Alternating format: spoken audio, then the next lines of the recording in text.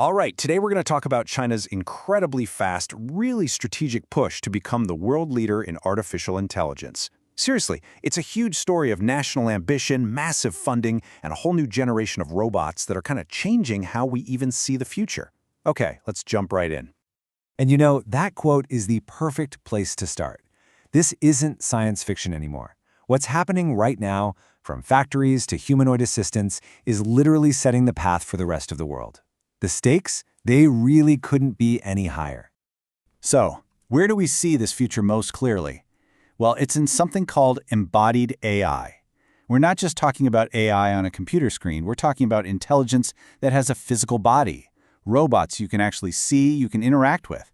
And this is where China is making some of its most dramatic, most visible leaps forward. I mean, just look at that number. 70%. That's staggering. According to its own government, China already holds 70% of the entire global market for these embodied AI products. And that kind of dominance, it comes from having a supply chain that can build pretty much everything, from the sensors to the chips, all in-house. Yeah, and this is not happening by accident. Not at all. The government has set up a massive venture fund. We're talking $138 billion with a single goal. Just pour fuel on the fire of humanoid robot development. It's a crystal clear signal of a national priority. And honestly, it's probably just the beginning. And this technology isn't just for some high-tech research lab anymore. For $16,000, a company called Unitree will sell you its G1 humanoid robot. It's about 4'2", it can run, it can jump, it'll even grab you a coffee. Embodied AI is going mainstream and it's happening fast. And the sheer variety of what's being built is just wild. We're seeing everything from robotic pets for your home to these six-legged inspection bots that can go into places humans just can't. So whether it's in a warehouse, a delivery route, or even a disaster zone, embodied AI is being put to work everywhere. So, you have to be asking, how did this happen so fast? I mean, this explosion in robotics didn't just come out of nowhere. It's actually the result of a very deliberate, decades-long national strategy to completely transform the country's economy. So let's go back to 2015. The government launches this plan called Made in China 2025. The goal was simple, but it was incredibly audacious. Stop being the world's factory for cheap stuff and become a self-sufficient global leader in high tech. And they backed it up with literally hundreds of billions of dollars in state funding. So the big question is, did it work? Well, according to an analysis from the South China Morning Post, a staggering 86% of the plan's more than 250 different mini goals have already been met or even exceeded. In some areas, like electric vehicles, the results have just blown past the original targets. And the results, they're pretty clear right across the board. You look at drones, DJI has a 70% market share. You look at solar, China controls up to 95% of the supply chain. A new high-tech leader has absolutely emerged, and when it comes to AI, Chinese companies are now filing more patents than any other country on Earth.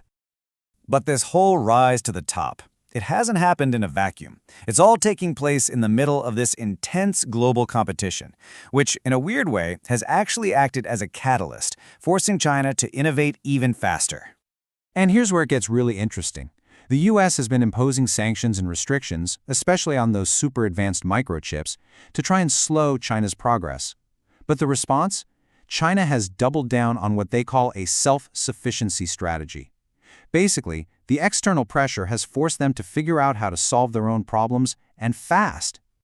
You know, there's an old saying in China, life always finds its own way out. And Huawei is the perfect example. They get hit hard by sanctions, so what do? They pivot and become a major microchip manufacturer themselves. Or look at the AI company DeepSeek. They couldn't get the most powerful chips, so they invented brand new techniques to train world-class AI models on older hardware. It totally shocked the industry. And yeah, this stuff is not going unnoticed. Breakthroughs like what DeepSeek pulled off are seen as a really direct competitive challenge that demands a response. As one US senator put it, this should be a wake-up call for our industries to be competing to win. The tech race is on. It's very, very real. So, okay, we've talked about the big picture, the national plans, the geopolitics, but what does all of this actually feel like on the ground?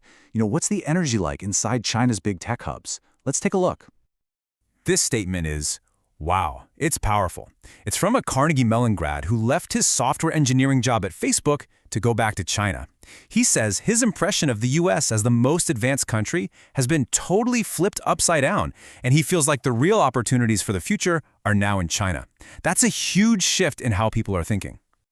And you see that sentiment reflected in places like the World AI Conference in Shanghai.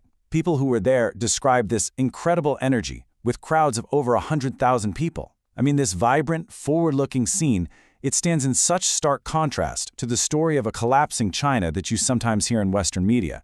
The reality on the ground seems to be one of just immense momentum. Which, it brings us to our final question. We are living in a time where competition is driving innovation at a just breathtaking speed.